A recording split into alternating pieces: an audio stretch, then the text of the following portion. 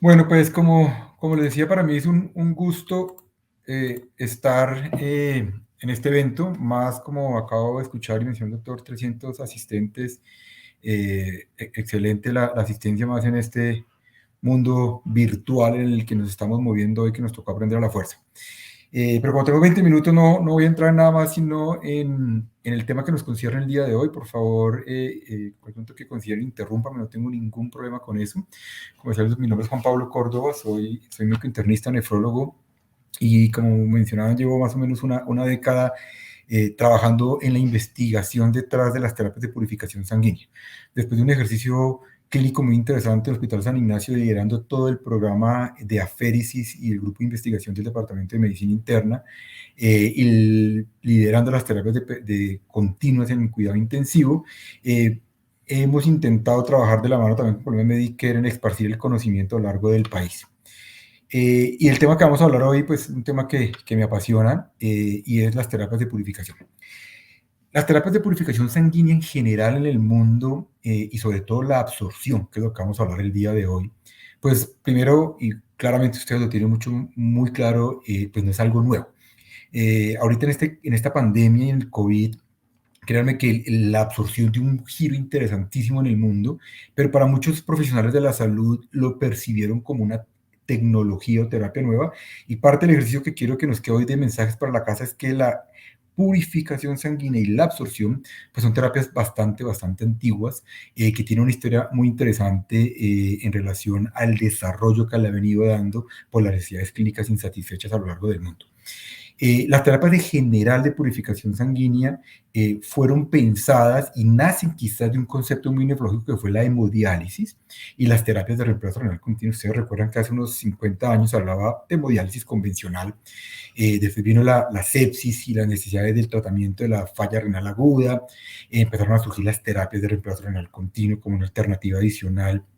para tratar a los pacientes inestables en cuidado intensivo con falla renal. Desde el punto de vista de las intoxicaciones, pues se volvió la diálisis una herramienta adicional para extraer el tóxico que estaba generando el daño del componente sanguíneo. Y en los pacientes inestables, pues las terapias de reemplazo renal continuo empezaron a generar una serie de conceptos muy interesantes desde el punto de vista de purificación sanguínea.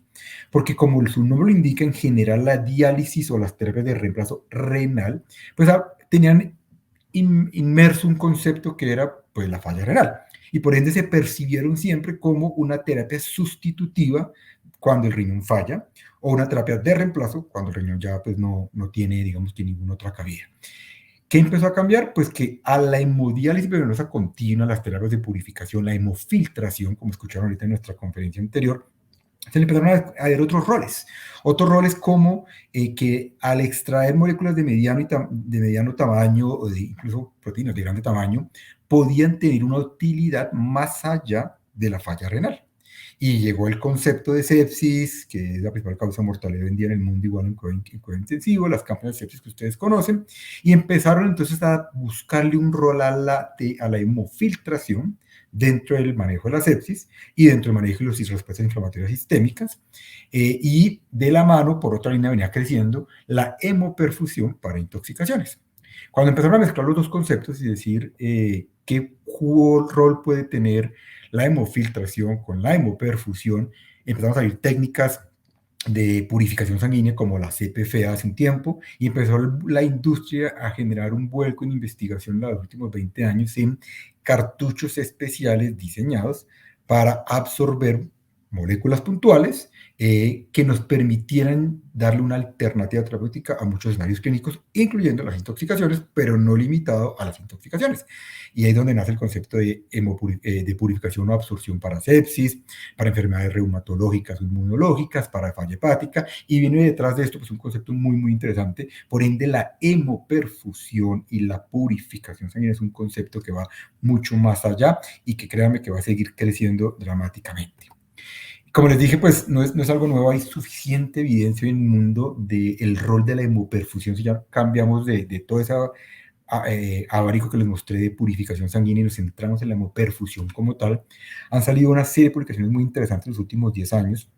no solo en intoxicaciones, sino en el rol, por ejemplo, de esto, de la hipoperfusión en sepsis. Y pues hace 2 años, casi 2 años, nos cambió la vida, llegó COVID y nos cambió la forma de ejercer, la forma de vivir, y le puso al mundo patas arriba, pero la hemoperfusión tomó un rol también en esta pandemia y cada vez sale más evidencia del rol de, por ejemplo, la hemoperfusión en el paciente críticamente enfermo con COVID.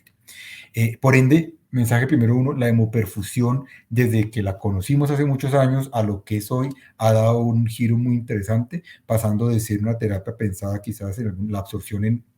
purificación y toxicología, pasando a ser hoy una terapia para muchas otras enfermedades. ¿Qué es la hemoperfusión como tal y cuál es el principio fisiológico que la rige?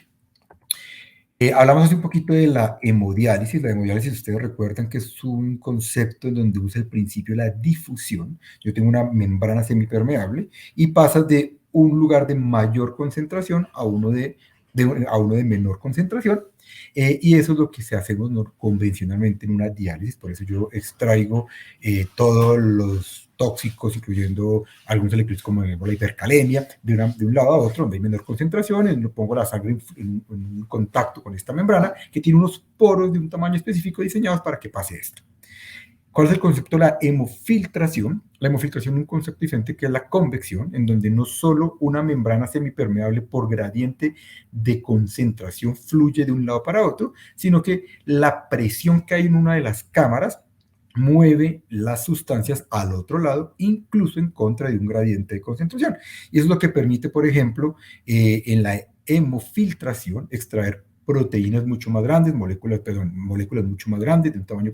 y de un peso molecular mucho mayor, y permite arrastrarlas incluso en contra de un gradiente de concentración, y por eso después vienen técnicas mezcladas como la hemodiafiltración, que busca mezclar los dos principios. ¿Qué es la hemoperfusión? Usa otro concepto diferente que es la absorción, en donde lo que normalmente ocurre es que se tiene vamos a hablar un poquito de esto ahorita, las resinas, antiguamente era el carbón activado, impregnadas de alguna sustancia que atrae y se le van pegando lo que uno quiere sacar al punto en que evita que el torrente sanguíneo siga circulando. Por ende, una de las principales diferencias entre diálisis, hemofiltración y absorción es que la absorción, en la mayoría de los mecanismos hoy en día disponibles, es un mecanismo saturable. Porque como yo tengo, antes eran esferas impregnadas, una vez se le pega todo lo que tiene que se pegar, pues ya se saturó el circuito y pasa. Diferente a la hemodiálisis, que uno puede seguir pasando de un lado a otro y va extrayendo y tiene un ultrafiltrado, diferente a la hemodiafiltración o la filtración, que puede uno moviendo muchos líquidos, sacándolos, reponiéndolos, puede continuar el circuito, pues son terapias crónicas o de horas o continuas, versus a la absorción, que el tiempo de la terapia va a depender de cuando se satura el sistema. Entonces, ¿cómo funciona? Como pueden ver ustedes aquí, la sangre va por un circuito en contacto con una resina que está impregnada o diseñada para extraer ciertos mecanismos, y la sangre fluye, digamos que las moléculas pequeñas siguen arrastrando, las proteínas que no queremos sacar, lo que queremos sacar se pega a esta resina, y en principio liberamos el componente sanguíneo de algunas sustancias dañinas o tóxicas y sigue su flujo y lo hace mucho más sencillo. Ventajas claras de la absorción, porque pues quizás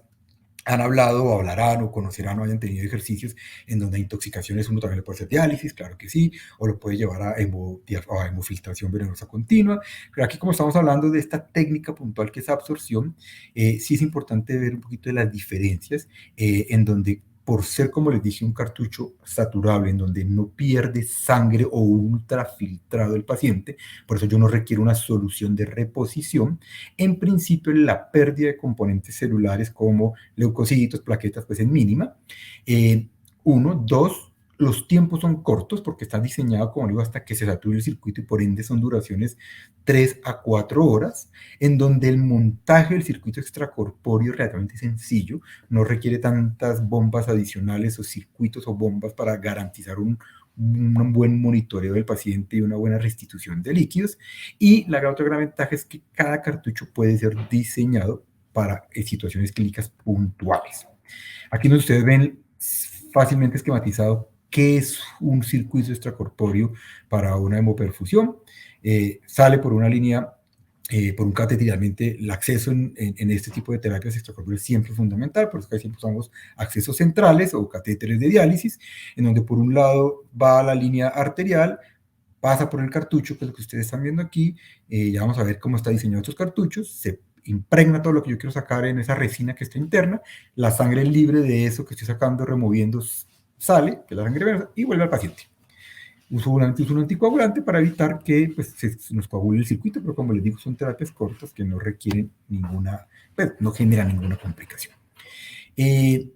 ¿Cómo se diseñan los cartuchos entonces? Los cartuchos pues tienen, como la mayoría de situaciones que conocemos en la absorción, pues va a depender de ciertas interacciones moleculares, de ciertas fuerzas como la absorción física, las fuerzas de Van der Waals, el componente iónico, el componente hidrofóbico, para intentar diseñarlo para ciertas moléculas, que es lo que vamos a ver ahorita. ¿Cómo ha migrado rápidamente y muy esquemáticamente la hemoabsorción y la hemoperfusión en el transcurso de los últimos 20 años? Todo yo creo que recuerdan, y en nuestro ejercicio clínico, no solo a veces en los rurales, sino en los servicios de urgencias incluso de Bogotá, previo a estas tecnologías, usábamos mucho el carbón activado. El carbón activado para hacer lavados gástricos. Los primeros cartuchos fueron diseñados con carbón activado. Y funcionaba bien, cumplía el mismo rol, que era el que a las esferas se le pegaran los componentes tóxicos, pero ya vamos a ver algo de las complicaciones que esto traía. Y lo que ha venido pasando es que ya estas resinas diseñadas por diferentes casas farmacéuticas alrededor del mundo están haciéndolas cada vez más específicas para un target puntual, pero muy importante que lo que vamos a ver ahorita, lo están haciendo cada vez más biocompatibles, porque gran parte de los problemas de cualquier circuito extracorpóreo, cualquier filtro que uno ponga, resina que la ponga en contacto con sangre, es la biocompatibilidad, porque de no ser tan biocompatibles podría generar hemólisis, podría generar activación del complemento, y esto lleva a un estado hiperinflamatorio, más aún en paciente que está críticamente enfermo, que por ende ya tiene un componente proinflamatorio aumentado. Por ende, ustedes ven aquí que existen resinas diseñadas como la que estamos viendo acá, puntualmente, por ejemplo, para falla hepática, la última, la de la mitad, en la convencional, que vamos a ver ahorita, que se usan intoxicaciones y en otro tipo de absorción. Esto no es algo nuevo. Esto, como les digo, es algo que usan en todo el mundo, y los cartuchos y la tecnología que disponemos en Colombia la usan ampliamente en Europa, Asia y África, y pues la mayoría de países de Latinoamérica. Y ahí, como esta, pues otras muchas más. Rápidamente, esquemáticamente, ustedes ven que la hemofiltración, que puede tener un rol también en intoxicaciones, requiere unas máquinas diferentes, mucho más complejas, como hablamos ahorita, usa un principio clínico diferente. La hemodiálisis convencional, una máquina de hemodiálisis que requiere, tiene un principio diferente, como ya lo vimos, que también puede ser usada en cualquier tipo de intoxicación, y por eso ustedes saben que existe la categoría de moléculas dializables o no dializables. ¿Qué la hace dializable? Pues no tanto la molécula per se, o antes su característica de cuánto es una proteína, pero también el filtro. El tamaño del poro de los filtros de hemodiálisis permite que pase o que no pase, por eso la hemofiltración, cuando es muy grande, juega un rol importante, pero la hemoperfusión, pues es, digamos que el ideal para este tipo de terapias que estamos hablando hoy en día. Como les decía ahorita, lo que uno busca con esto es no hacer más daño, y cada vez que uno piensa en un paciente y una intervención como un circuito extracorpóreo, en este caso la hemoperfusión, pues yo busco no hacer más daño del que el paciente tiene, y por ende la seguridad es muy importante, y eso es lo que ha venido cambiando en los últimos años, que nos permite hablar con gran grado de certeza que la absorción y la hemoperfusión es una terapia altamente segura, porque los estudios que han venido haciendo, y en este caso lo que tenemos en Colombia disponible, que es de una compañía que se llama Jafron, que distribuye Colombia Medicare, que es el cartucho A130, pues digamos que tiene esa ventaja, que fue diseñado puntualmente para absorber, ya vamos a ver qué, y con unos estudios que muestran que es altamente biocompatible, y eso que es importante, porque no activa el complemento y no genera, por ende, respuestas inflamatorias que pueden ir en deterioro del paciente. Y si esto lo ponemos, por ejemplo, en un paciente séptico con COVID hoy en día, que esta terapia se usa, pues aumentar el grado de inflamación sería algo perjudicial, y por ende estas publicaciones, incluso ustedes ven desde Blood Purification del año 2018, muestran la seguridad de estos cartuchos que hoy en día en Colombia tenemos disponibles. Y lo otro que uno busca es ver que la teoría por la que les acabo de hablar, de absorber, que la sangre pase por un circuito, sea eficiente, y lo que buscan es que ver cómo se comporta la sangre una vez entra a estos filtros, que es una red una malla interna, pues que en verdad se difunda la sangre por todo lo que más se pueda del cartucho, porque como les digo, la clave de la efectividad de la terapia está en eso, en que más contacto de sangre tenga con esta resina impregnada o diseñada para absorber. Por ende, si la sangre pasara y fluyera casi que derecho, pues no serviría. Y aquí lo que quiero mostrarles es que en verdad esto está diseñado para absorber lo que yo más pueda. Y muy importante, pues que no generen desequilibrio, componentes de presiones, cuál es la presión que se requiere. Digamos que el primer mensaje de estos 10 minutos es que la hemoperfusión, uno, no es un concepto nuevo. Dos, ha venido evolucionando en los últimos 30 años con múltiples usos, más allá incluso de la intoxicación, pasando por sepsis, lupus, hoy en día falla hepática, con biohermanas cada vez más biocompatibles y cada vez más precisas para lo que yo quiero sacar. Y digamos que esto es un poco el armamento terapéutico que tenemos hoy en día disponible a los que nos gusta mucho este tipo de intervenciones de purificación sanguínea para manejar múltiples cosas, como la intoxicación y venenos, que es lo que estamos hablando hoy con un cartucho puntual, como la sepsis, como el que ustedes ven ahí, pacientes con lupus en falla aguda, en una crisis aguda de mediadores inflamatorios y anticuerpos anti-DNA, existe un cartucho para absorberlos, que es el que ustedes ven abajo. El paciente que está en falla hepática aguda o crónica severa, existen cartuchos para absorber todos esos remanentes que no se puede sacar el organismo por sí solo. Para el paciente en enfermedad renal crónica que tiene un componente inflamatorio importante, hay un cartucho puntual para sacar esos componentes inflamatorios y mejorar la sobrevida a largo plazo del paciente en diálisis. Entonces vean que esto ha crecido mucho más allá de lo que conocimos como una terapia de reemplazo renal o una terapia de intoxicación en el caso de la absorción del carbono activado en principio. Las intoxicaciones, el cartucho puntual que nos concierne el día de hoy, que es el 230, permite sacar moléculas que van desde un rango molecular desde 500 hasta 10.000 kilodaltons. Por eso que es mucho más amplio lo que podía sacar una diálisis convencional. Y esto, pues, lo discutimos ampliamente, simplemente usando el principio de absorción. Diferencias entre el carbón y la resina, y no quiero quizás dedicarme mucho tiempo a esto porque lo hemos hablado, es simplemente, y el más importante, la selectividad y la biocompatibilidad, que a la larga nos trae menos efectos secundarios y lo hace mucho más seguro para usar en estos pacientes. ¿Qué puede absorber? Ya vamos a ver una diapositiva siguiente, todas las ventajas que puede llegar a tener esto, pero son cartuchos diseñados para sacar exotoxinas, ya vamos a ver pesticidas, herbicidas, mediadores internos y endotoxinas internas como mediadores inflamatorios, biotoxinas en caso de picaduras de serpiente, y otras cosas, fitotoxinas cuando hay intoxicación por hongos, que no es tan frecuente quizás en nuestro país, y otros componentes industriales. Y ustedes ven aquí, digamos que la tabla grande, que quizás con mucho gusto después, con el apoyo de Clínica, se les puede compartir para que ustedes vean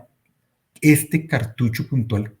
que se le pega, que absorbe. Entonces, si el paciente llegó con X o Y intoxicación, ¿la puedo usar esta cartucho para sacárselo? Aquí está, si está en la tabla que tenemos, van a ver que sí, pero lo que queremos saber es que es sumamente amplio, que nos permite tener un grado de certeza que la gran mayoría de intoxicaciones más comunes en nuestro medio van a estar cubiertas para poderles ofrecer el servicio de hemoperfusión. ¿Y por qué? Porque pues quizás yo no soy el experto aquí, son ustedes, pero porque el programa de las intoxicaciones en nuestro país pues sigue siendo alto, donde los plaguicidas quizás son los más comunes, pero ahorita he escuchado algo de medicamentos y un tipo de sustancias, pues que hace necesario tener siempre una alternativa terapéutica que salve la vida de nuestros pacientes y como ustedes lo conocen mejor que yo, las intervenciones tempranas suelen ser las mejores, las que realmente revierten y evitan las mortalidades altas. Vamos a pasar esto un poquito más rápido y como les decía yo y por tiempos, por muy algo que aprendí en esta virtualidad y más en los congresos virtuales es que, y con los trabajos también, es que uno tiene que ser muy juicioso en los tiempos, de lo contrario, estamos trabajando mucho más de lo esperado y por ende, creo que aquí en este congreso se han portado muy bien todos los expositores y vamos en un buen tiempo y no quiero ser yo la excepción. Por eso vamos a hablar un poquito de evidencias para dejar al final, si es viable, no sé, los profesores me dirán, un espacio para preguntas. Pero la evidencia se ha venido construyendo en los años. Colombia no ha sido la excepción. Acá hay una experiencia muy interesante de manejo de intoxicaciones con este tipo de cartucho, previo a que llegara esta tecnología con los de carbono activado o con otros que tenían disponibles, pero la evidencia los soporta. La evidencia los soporta y artículos publicados hace muchos años en journals muy interesantes, donde muestran, por ejemplo, cómo este cartucho puntual que tenemos en el país es uno de los ideales para son estudios que demostraron que hacer esto, hacer la terapia de hemoperfusión sumado al tratamiento conservador que era el lavado gástrico, etcétera, etcétera, pues era mucho más eficiente. Pero interesante, como les digo, para la época, estamos hablando de este estudio que era el 2015, existía el auge grande de la hemofiltración venovenosa continua como una medida adicional, no solo para manejar la respuesta inflamatoria y la sepsis, sino para otro tipo de intoxicaciones. Por ende, para esta época de la vida, se creía y se asumía que quizás vincular estas terapias a hemofiltración podía ser aún mejor. Y múltiples estudios salieron, como les digo, y por eso salió la CPFA como una alternativa terapéutica para mediadores, para respuestas inflamatorias, para pancreatitis, para sepsis. Salió la hemofiltración de alto volumen. Ya en los años 2016, 17 fueron saliendo publicaciones que mostraban que quizás el riesgo de complicaciones por exponer a un paciente a una hemofiltración de alto volumen era mayor que el mismo beneficio. Y este estudio simplemente quiero mostrar es que cuando intentaron comparar manejo conservador más hemoperfusión o manejo conservador más hemoperfusión y hemodiálisis venosa continua, hemofiltración venosa continua, los resultados fueron bastante interesantes. Vamos a verlos acá. Porque ustedes ven que definitivamente tratar los pacientes con hemoperfusión o con perfusión más este tipo de terapias de purificación, pues era mucho mejor que el manejo conservador. Y por ende, pues sacábamos, efectivamente, eliminábamos de la sangre el paraquat y eso pues se reflejaba en una sobrevida mucho más alta. Lo que pasa es que la diferencia entre solo la perfusión con la hemofiltración, pues no fue tan dramática, por ende, hoy en día lo que hacemos en ese tipo de estudios es casi siempre hemoperfusión sola. Es acá que se logra disminuir la mortalidad dramáticamente al vincular la terapia conservadora o la estándar al uso de la hemoperfusión con o sin la hemofiltración. Por eso es que hoy en día ustedes ven la diferencia en la sobrevida. La hemofiltración no aportó mayor en sobrevida que la hemoperfusión aislada y por ende casi que el estándar hoy en día para esto, a no ser que tenga otra indicación como que la intoxicación lo haya llevado a una falla renal compleja, a un estado inflamatorio o de sobrecarga hídrica que amerite una terapia de soporte renal. Pero per se por la intoxicación, pues ustedes ven que definitivamente la hemoperfusión cambia este tipo de cosas. Estudios donde demuestran y quería saberse si cuál es el protocolo ideal. Obviamente, pues no existe una norma única para todas las intoxicaciones, pero en general se dice que una sesión de hemoperfusión es suficiente, hacer más sesiones ayuda, cambia mortalidad, y pues la gran mayoría de la respuesta siempre está en que cuando uno tiene la forma de medir el componente como tal que se llama intoxicación o los niveles plasmáticos, y pues ya tiene un grado de certeza de que con una o dos sesiones puede ser suficiente, o si no, pues toca hacerle más. En el caso puntual de órganos fosforados para este año 2014, lo que quieren evaluar es si una exposición única a un cartucho de hemoperfusión, que sacar el órgano fosforado era suficiente, o vale la pena hacer el ciclo convencional que hablan, que es alrededor de 3 o 4. Y este estudio lo que quería mostrar era eso, en donde demostró que para órganos fosforados usualmente una sesión no es suficiente y hay que hacer entre 3 y 4 sesiones. Digoxina, otra de las que la usamos mucho, la diálisis convencional, problemas y obviamente yo soy nefrólogo y quizás en la audiencia hay nefrólogos por ahí, y pues es que para dializar la digoxina pues se requería un nefrólogo, una máquina de diálisis, etcétera. Cuando uno habla de hemoperfusión, pues idealmente va acompañado de una persona que sepa poner circuitos externos, que en la mayoría de instituciones suele ser el nefrólogo o el médico de cuidado intensivo, pero hacer una terapia tan sencilla, un buen grupo entrenado puede ser capaz de montar una hemoperfusión y ayudar en el caso, por ejemplo, que nos pasó mucho en este país y fue parte del ejercicio que hicimos por los últimos 10, 12 años con Cuna Medicare, zonas remotas de nuestro país donde no hay un nefrólogo disponible, no hay una unidad de diálisis que pueda movilizar una máquina, pero hay médicos en urgencias capacitados, pues podían llegar a hacer esta hemoperfusión incluso con máquinas antiguas que todos aprendimos que era la roller, sin mayores, una bomba simplemente quedaba circulaba la sangre y la hacía pasar por un circuito. Con eso pues se salvaron muchísimas vidas en este país en pacientes intoxicados porque pese a no tener un recurso humano especializado para hacer una diálisis, se podía llegar a una hemoperfusión. La digoxina es otro de esos componentes que se pueden ser, el cartucho absorbe el medicamento y por ende ayuda, y aquí este es un caso publicado muy interesante en donde demuestra cómo el bloqueo que tenía cardíaco por los niveles altos y todo el componente que tenía, con simplemente una sesión de hemoperfusión, los pacientes salen adelante y muestran el beneficio.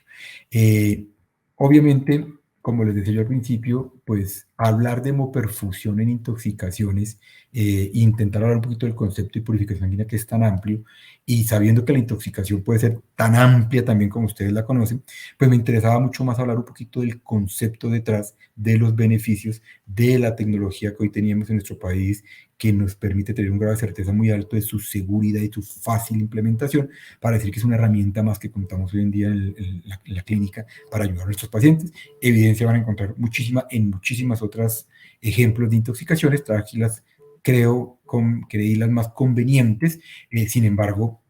pues cualquier duda o información que quieran adicional, pues bienvenida. Como les digo, ventajas de esto, uno es que es rápido, son terapias de 3 a 4 horas que cambian la vida del paciente y uno ve los beneficios inmediatos. Dos, que no requiere una tecnología compleja y un entrenamiento diferente al de manejar un circuito extracorpóreo sencillo de una sola bomba y, como les mostré muy esquemáticamente, un catéter central o un catéter de diálisis por un buen flujo. Por ende, corta hospitalizaciones y mejora sobrevida. Entre más temprano mejor, hay un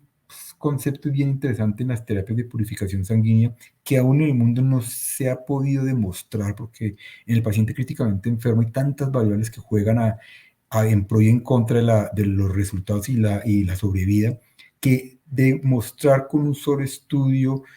una terapia, digamos que empezar un día antes, un día después, según X o Y, digamos en diálisis, y han escuchado ustedes esto, no existe hoy en día alguien que les diga la diálisis empieza cuando tenga A, B y C. Siempre es un ejercicio muy clínico y de mucha experticia. Lo que sí casi siempre es que esté en el paciente críticamente enfermo, entre más temprano mejor, pues en la intoxicación es muy parecido. O entre más temprano mejor. Una vez ya hay un daño celular crónico, por más que yo saque lo que lo generó, quizás ya van a haber algún tipo de grado de secuelas. En general,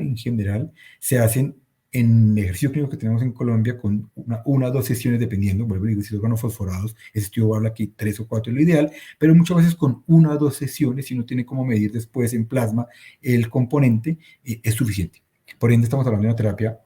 realmente sencilla de hacer y que nos va a permitir, como les digo, salvar bastantes vidas. Esto no es una terapia, como les digo, una línea única, esto hace parte de un espectro grandísimo que se llama la purificación sanguínea, en donde va enfocada las intoxicaciones que nos concierne hoy, pero va a la sepsis. Este año aprendimos muchísimo de hemoperfusión en COVID. Estudios en colombianos muy interesantes próximos a ser publicados como demuestran que bajó la mortalidad de los pacientes críticamente enfermos. En lupus y en otras enfermedades hay estudios de hemoperfusión, en Colombia igual está disponible también el cartucho. En falla hepática aguda o falla hepática fulminante, cómo pueden estos ser ayuda en un puente a un trasplante, por ejemplo, o en establecer un paciente para poder darle un manejo clínico adecuado.